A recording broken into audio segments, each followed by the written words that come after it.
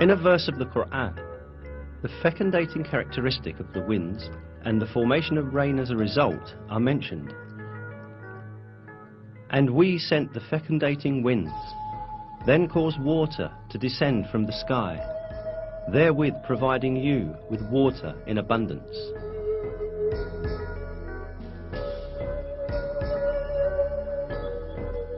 In this verse, it is pointed out that the first stage in the formation of rain is wind.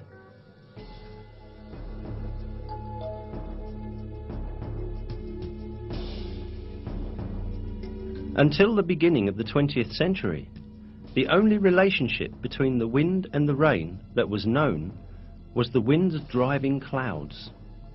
However, modern meteorological findings have demonstrated the fecundating role of the winds in the formation of rain. This fecundating function of the wind works in the following way. On the surface of oceans and seas, countless air bubbles form because of the foaming action.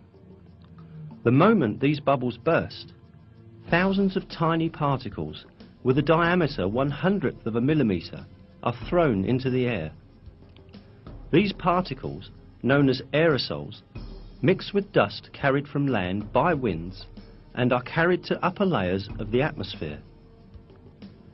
These particles, carried to higher altitudes by winds, come in contact with water vapor up there. Water vapor condenses around these particles and turns into water droplets. These water droplets first come together and form clouds, and then fall on the earth in the form of rain.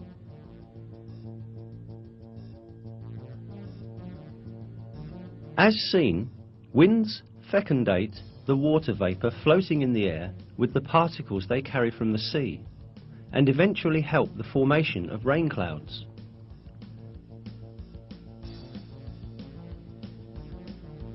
If winds did not possess this property, water droplets in the higher atmosphere would never form, and there would be no such thing as rain.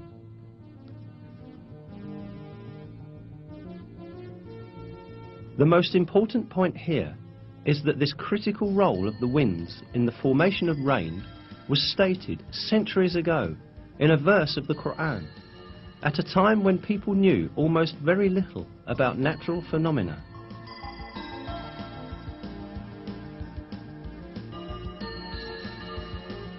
Another fact given in the Quran about rain is that it is sent down on earth in due measure.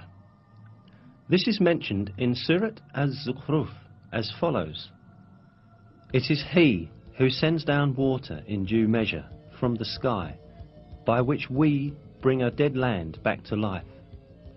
That is how you too will be raised from the dead."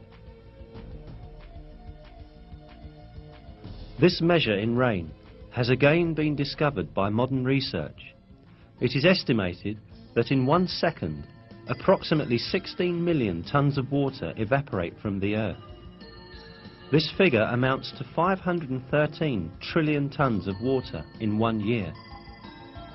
This number is equal to the amount of rain that falls on the earth in 1 year. This means that water continuously circulates in a balanced cycle according to a measure.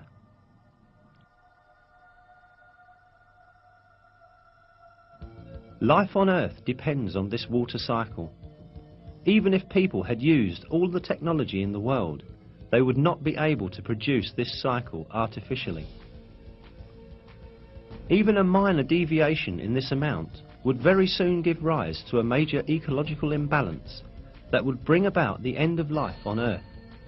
Yet, this never happens, and the rain keeps falling every year in exactly the same amount, just as is revealed in the Quran.